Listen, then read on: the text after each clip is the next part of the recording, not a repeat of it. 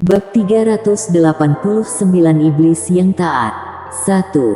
Ini aneh sekali, mana ada benda sebagus ini ada di Antares, kata Kaisar Pembunuh dengan curiga, sambil menopang dagu dengan tangan kecilnya. Kelihatannya alat ini berasal dari alam rahasia, jawab Devan. Begitu, tidak salah lagi. Kaisar Pembunuh mengangguk. Puluhan tahun lalu, sewaktu jiwanya masih kuat, dia pernah menjelajah seluruh Antares. Di Antares, segala macam artefak sudah ada di tas harta karunnya sejak dulu kala. Kalau ada benda yang sangat hebat sampai tidak masuk akal, dia pasti tahu. Sedangkan dia juga pernah masuk ke beberapa alam rahasia. Tapi kemudian, setelah bertarung dengan Kirin, jiwanya melemah dan seakan hampir menghilang. Di momen itu pilihannya ada dua. Yang satu adalah menelan esensi Kirin untuknya sendiri. Kedua, menggunakan esensi Kirin untuk menyelamatkan Devan. Kalau memilih yang pertama, jiwanya akan aman paling tidak selama 100 atau bisa juga 1 milenium. Tapi wujudnya masih dalam bentuk jiwa. Entah seberapa banyak jiwa yang dia serap, semuanya akan hilang percuma. Di akhir hanya ada satu tujuan, jiwanya padam dan dia akan mati total. Lalu kalau memilih untuk menyelamatkan Devan, setelah itu Devan akan meneruskan warisannya. Dengan begini, meski dia akhirnya mati, keahliannya yang luar biasa akan ada yang meneruskan. Pada akhirnya, dia memilih menyelamatkan Devan. Terlebih lagi, jika Devan tidak terjatuh, Kirin pasti tidak akan mati. Mungkin, saat itu, jiwanya juga akan mati. Tentu saja, terutama karena dia lihat tulang Devan sangat cocok untuk ilmu bela diri. Memang benar begitu. Talenta Devan benar-benar luar biasa. Sangat jarang ada yang seperti Devan. Hanya dalam 3 tahun, Devan pada dasarnya bisa mempelajari semua teknik. Satu-satunya yang kurang hanyalah lama latihan.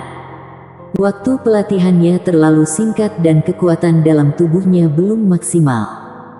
Selama kekuatan cukup besar, bukan tidak mungkin bisa mencapai kekuatan yang sama dengannya sebelum dia mati.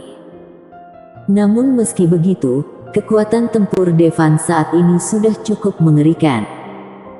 Ledakan atom yang dia ajarkan kepada Devan merupakan sebuah keahlian khusus. Teknik bela diri biasa seperti telapak semesta, dapat membunuh semua makhluk di Antares seketika.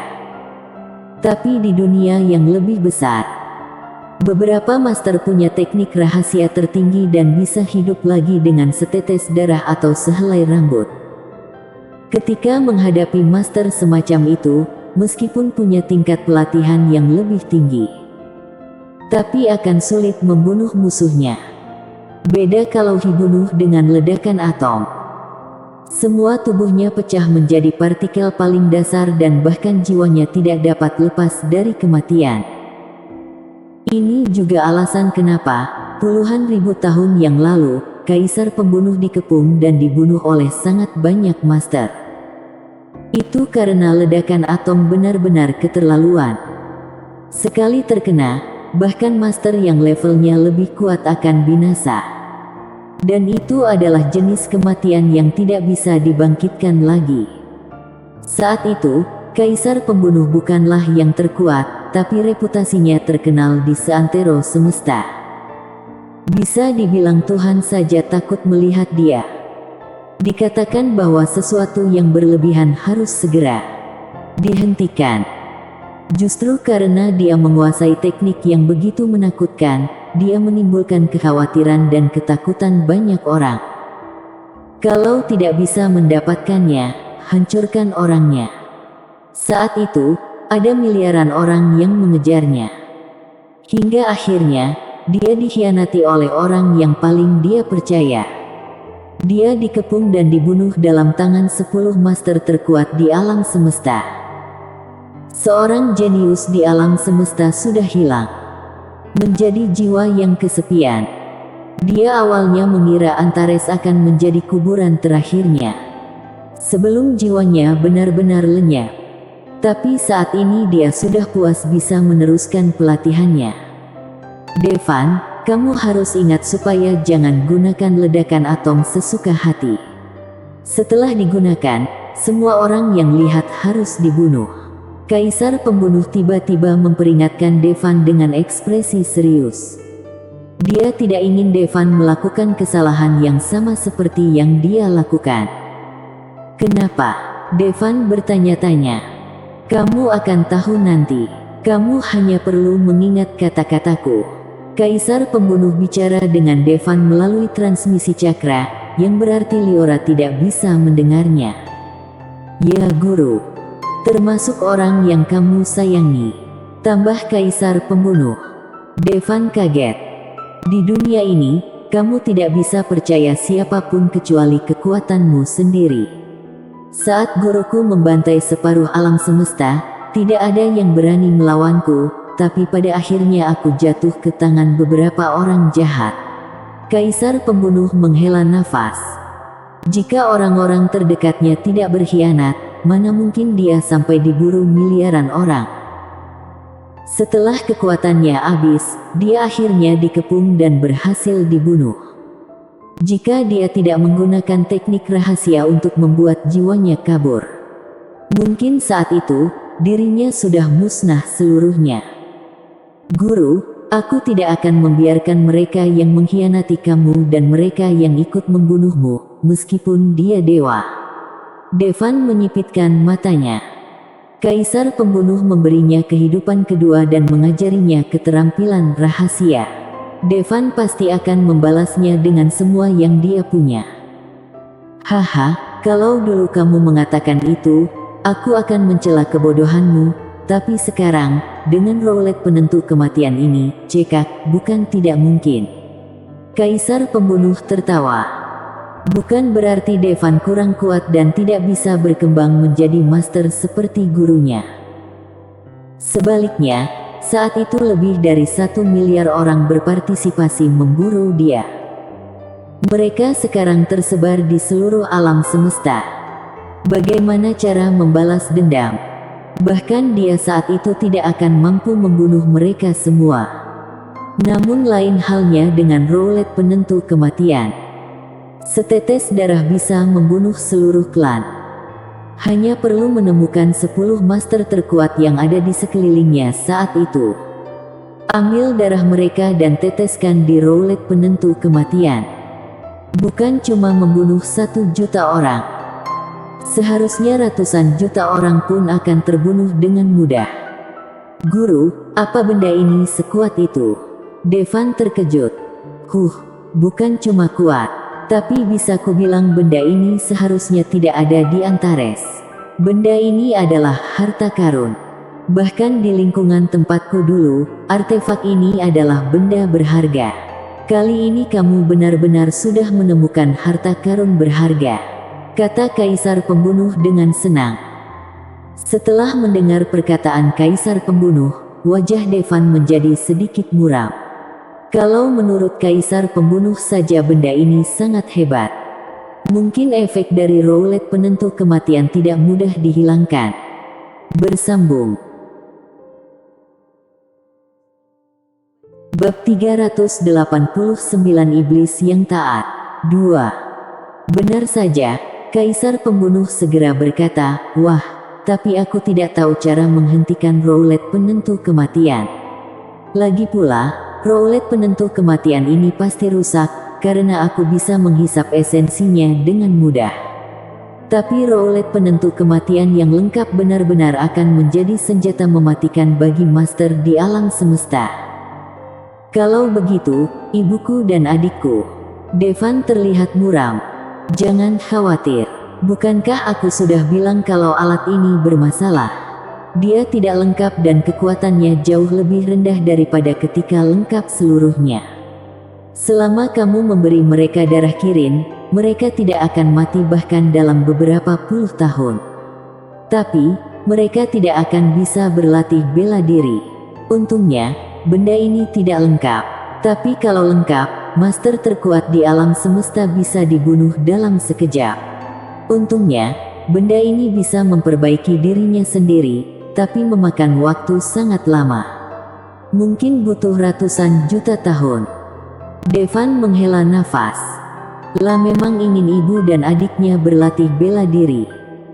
Meskipun ada master yang melindungi mereka, tapi akan lebih berguna kalau Merek punya kekuatan sendiri.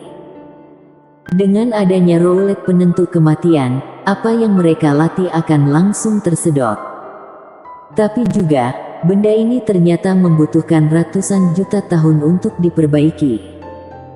Bukankah itu berarti tidak ada yang bisa dilakukan lagi? Devan, apa kamu tahu? Meskipun perbaikannya sangat lambat, tapi kalau kamu sering menggunakannya sehingga terus-menerus menyerap esensi kehidupan, kecepatan perbaikannya akan meningkat pesat. Pada saat itu, master kuat di alam semesta bisa dibunuh bahkan juga seluruh klannya. Kata Kaisar Pembunuh. Guru, apa itu master kuat di alam semesta? Devan mendengar Kaisar Pembunuh bicara tentang master alam semesta berkali-kali dan dia sedikit penasaran. Sebelumnya, dia mengira tingkat Valkyria adalah master dengan tingkat tertinggi. Sekarang tampaknya bukan. Master tingkat alam semesta artinya di alam semesta terdapat pembagian tingkat yang berlaku di seluruh alam semesta. Tidak berguna kalau aku mengatakannya padamu saat ini, kamu akan tahu kalau melihatnya sendiri, tapi bisa jadi kamu tidak akan pernah bertemu mereka seumur hidupmu.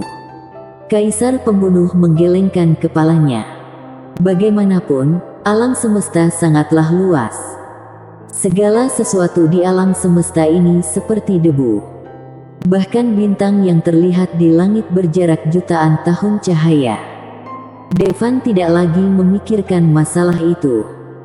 Dia memandang Kaisar Pembunuh dan bertanya, "Guru, apa yang bisa aku lakukan supaya tubuhmu kembali?"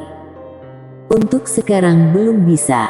Walaupun esensi kehidupan dalam roulette penentu kematian ini sangat besar, tapi tidak cukup untuk memurnikan tubuh yang akan membawa jiwaku. Kita harus menunggu sampai esensinya cukup banyak, kata Kaisar Pembunuh sambil menyipitkan matanya. Lalu bagaimana caranya meningkatkan esensi ini? Caranya tidak mudah. Ketika kamu menggunakan roulette penentu kematian, kamu akan menyerap banyak esensi kehidupan. Selama roulette penentu kematian membunuh cukup banyak orang, kamu akan dapat menyerap esensi kehidupan cukup banyak. Kalau kamu membunuh master alam semesta, mungkin kamu bisa menyerap cukup banyak esensi kehidupan dalam sekali jalan. Lagi pula, di balik setiap master alam semesta, mungkin ada ratusan juta makhluk hidup yang terhubung dengannya. Kata Kaisar Pembunuh dengan penuh semangat. Devan mengangguk, mengerti maksud Kaisar Pembunuh. Dia berpikir sejenak dan berkata, "Guru, bagaimana kalau aku menyerahkan roulette penentu kematian ini kepadamu? Kenapa malah kamu tinggal di sini? Esensi kehidupan yang baru saja aku serap sudah cukup. Aku punya tubuh fisik sekarang. Meskipun kamu memberiku semua esensi kehidupan, sebagian besar esensi hanya akan hilang. Lebih baik membawanya bersamamu agar kamu dapat menyerap lebih banyak esensi kehidupan," kata Kaisar Pembunuh sambil menggelengkan kepalanya. Baiklah. Devan juga merasa perkataan Kaisar Pembunuh masuk akal. Namun, semua nyawa di Antares masih tidak cukup untuk membangkitkan Kaisar Pembunuh.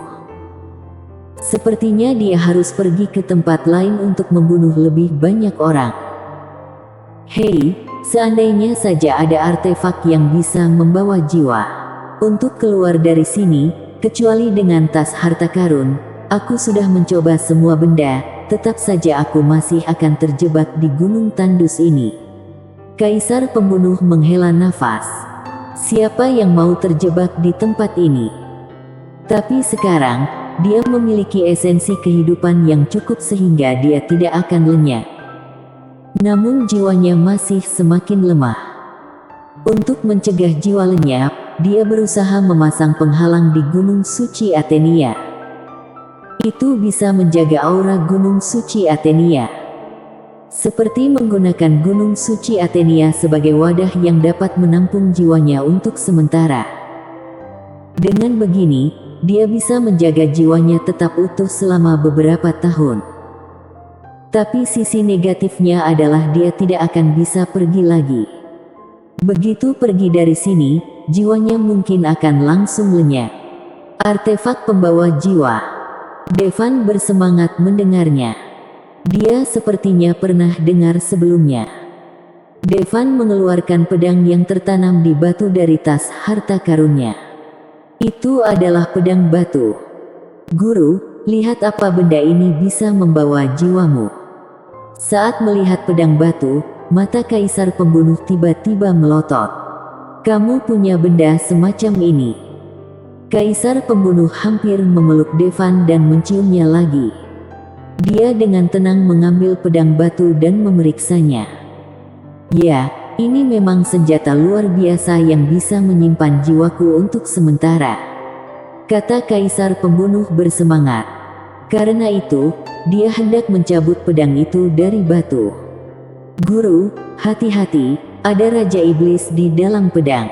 Devan segera memperingatkan. Raja Iblis yang tersegel di pedang batu masih sangat kuat. Tentu saja tidak mungkin lebih kuat dari kaisar pembunuh. Tapi bukankah sekarang kaisar pembunuh sangat lemah? Devan takut kaisar pembunuh akan terluka. Melihat tingkat kekuatan pedang ini, seberapa kuat iblis yang ada di dalamnya. Kaisar pembunuh tersenyum meremehkan, lalu mengeluarkan pedang batu. Saat berikutnya, roh iblis tiba-tiba muncul dan mengeluarkan raungan iblis. Sepertinya dia sangat marah dan ingin melahap semuanya. Mungkin saja itu adalah Raja Iblis yang diambil jiwanya oleh seseorang dan disegel ke dalam pedang, menjadikannya senjata untuk orang lain. Mana mungkin dia tidak marah. Meski begitu, jiwanya tidak bisa meninggalkan pedang ini. Tapi ia bisa melahap orang yang memegang pedang, kemudian memanipulasi tubuh mereka untuk dia gunakan. Seolah-olah sudah dibangkitkan. Iblis di pedang batu hanya berteriak beberapa kali. Sebuah tangan seputih salju langsung menamparkan kepalanya. Ah sialan, hampir membuat telingaku tuli. Kaisar pembunuh berteriak melengking. ROAR, iblis terus mengaum. Masih mau teriak. Bang-bang, beberapa tamparan kembali dilepaskan. Iblis akhirnya menjadi takut. Lah memandang wanita gila di depannya dengan takut dan menyentuh kepalanya yang berdengung. Kenapa wanita gila? Karena sebagai seorang Raja Iblis yang bahkan tidak bisa disentuh orang sembarangan, tapi wanita ini bisa memukul dan menyakitinya. Entah kenapa, tapi hanya dengan melihat wanita ini membuatnya merasa sangat ketakutan. Kaisar pembunuh berkali-kali lebih kuat dari Raja Iblis di depannya. Wajar jika dia merasa takut. Melihat adegan ini, Devan langsung tersenyum. Guru masih mudah tersinggung seperti dulu. Terlebih lagi, setelah mendapatkan kembali tubuhnya, dia menjadi semakin kesal. Dia bahkan terlihat lebih kesal dari sebelumnya. Devan tahu seberapa kuat iblis di pedang batu. Jika dia tidak berubah jadi kirin, tubuhnya bisa jatuh dalam kendalinya. Tapi di hadapan kaisar pembunuh, beberapa tamparan langsung membuatnya takut. Padahal, saat ini kaisar pembunuh sudah sangat lemah.